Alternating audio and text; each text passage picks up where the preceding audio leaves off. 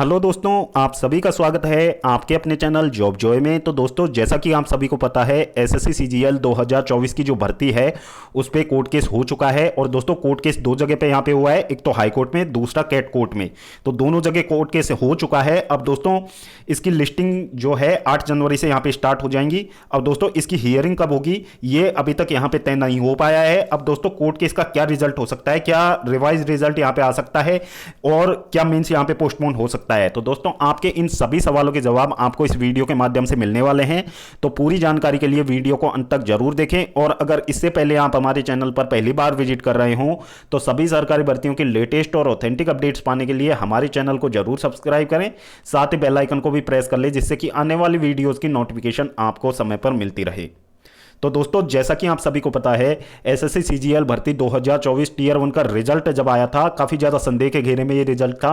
और दोस्तों, उसके साथ में काफ़ी ज़्यादा यहाँ पे मांगे निकल के सामने आई थी कैंडिडेट्स की।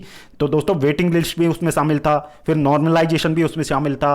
और फिर दोस्तों, जो जेएसए वाले कैंडिडेट थे वो लिस्ट 3rd में भी यहाँ पे शामिल किए गए थे, जिनकी एज 30 से ज़्यादा थी, उनका मामला भी यहाँ पे शामिल था। और जो फाइनल आंसर की आई थी उसमें भी काफ़ी ज़्यादा यहाँ पे दिक्कतें देखने को मिली थी, क्योंकि पहले जो क्वेश्चन सही थे उनको गलत यहाँ पे करार दे दिया गया, जिससे भी काफ़ी सारे छात्र भर्ती से बाहर हो गए थे।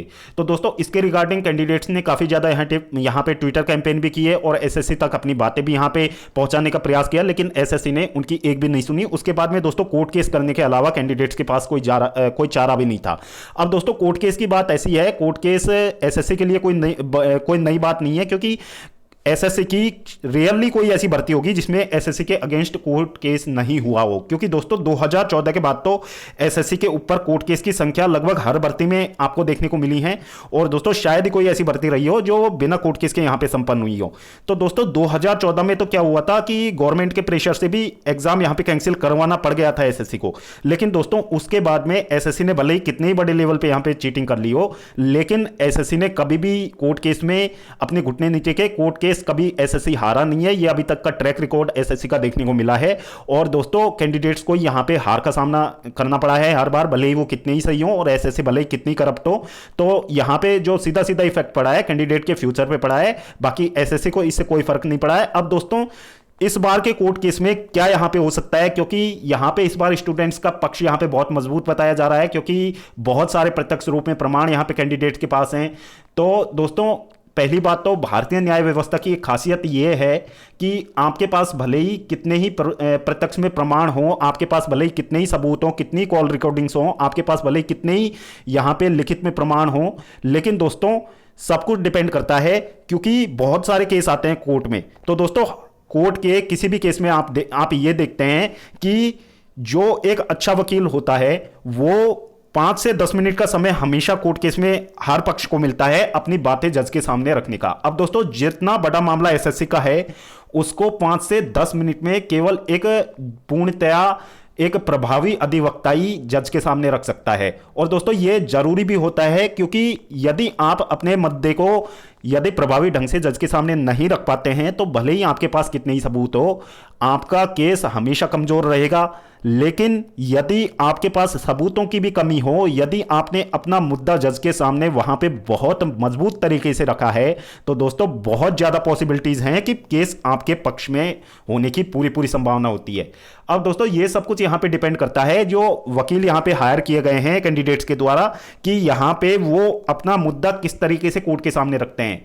कि वहां पे सबसे पहली बात तो सबसे पहली मांग तो यही होनी चाहिए कि जब तक ये हियरिंग्स यहाँ पे चल रही है, जब तक कोर्ट का ये केस चल रहा है, यहाँ पे एसएससी की कोई भी कार्रवाई हो सीजीएल 2024 से रिलेटेड, उस पर पूरी तरीके से स्टे ऑर्डर यहाँ पे लेने चाहिए। क्योंकि दोस्तों, यदि एक बार सीजीएल मेंस यहाँ पे कंडक्ट करवा लिया गया है एसएससी के द्वारा, तो उसके बाद में आप रिवाइज रिजल्ट को तो भूल ही जाइए। क्योंकि दोस्तों, हर बार यही देखने को मिला है, साल 2023 में भी यही हुआ था। साल 2023 में जो सीजीएल मेंस पे स्टे ऑर्डर नहीं आया था, उसकी वजह से मेंस भी यहां पे कंडक्ट करवाया एसएससी ने। और दोस्तों, वो कोर्ट केस अभी तक घसीटा जा रहा है कोर्ट में और उसका कोई आउटपुट निकल के नहीं आ रहा है। और तो दोस्तों, सबसे पहली प्राथमिकता तो यही होनी चाहिए कि सीजीएल मेंस की जो एग्जाम डेट्स हैं उन पे यहां पे स्टे ऑर्डर लिया जाए, क्योंकि दोस्तों, ये सबसे बहुत ही महत्वपूर्ण मुद्दा होगा इस कोर्ट केस का सबसे पहले चरण में। क्योंकि दोस्तों, उसके बाद में तो ये मामला यदि यहां पे इसको अटका दिया जाए तो दोस्तों एसएससी भी फिर तो इसमें इंटरेस्ट लेना पड़ेगा एसएससी को, क्योंकि एसएससी को फिर ये स्टे हटवाने के लिए एसएससी को भी अपनी दलीलें रखनी पड़ेंगी और पूरी बातें तभी खुल पाएंगी। अदरवाइज एसएससी ने यदि मेंस एक बार कंडक्ट करवा लिया तो इसका भी हाल साल 2023 की भर्ती जैसा ही हो जाएगा। और दोस्तों एसएससी का ट्रैक रिकॉर्ड अभी तक देखने को मिला है कि एसएससी ने कोई कोर्ट केस यहां पे हारा नहीं है, कोई कोर्ट केस में अपना फैसला एसएससी ने बदला नहीं है। क्योंकि दोस्तों इसका सबसे बड़ा कारण क्या है कि यहां पे एसएससी के पास शाम दाम दंड भेद तीनों तरीके होते हैं, तो वो अपनी बात किसी ना किसी तरीके से मनवा ही लेता है। दूसरा, एसएससी को हाई कमांड्स का भी सपोर्ट रहता है, गवर्नमेंट का भी सपोर्ट रहता है, तो गवर्नमेंट का सपोर्ट रहता है तो उस वजह से भी एसएससी थोड़ा मजबूत यहां पे पड़ता है।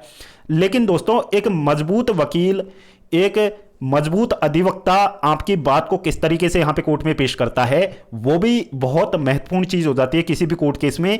यदि आपकी बातें प्रभावी ढंग से वहां पे पेश हो जाती हैं और एक बार स्टे ऑर्डर निकल के आ जाता है तो दोस्तों काफी बड़ी जीत होगी ये स्टूडेंट्स की स्टार्टिंग तौर पे।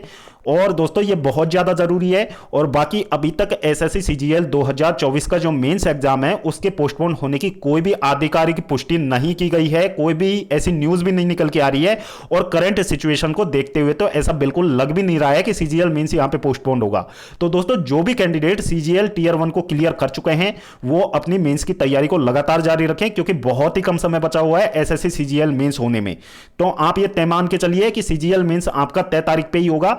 बाकी कोर्ट की जो हियरिंग है वो कब तक होगी और उसके बारे में यहां पे क्या न्यूज निकल के आएगी तो उसकी जानकारी आपको हमारे चैनल के माध्यम से सबसे पहले दे दी जाएगी। तो दोस्तों उसके लिए आप हमारे चैनल को जरूर सब्सक्राइब करें, साथ ही बेल आइकन को भी प्रेस कर लें जिससे कि आने वाली वीडियोस की नोटिफिकेशन आपको समय पर मिलती रहे।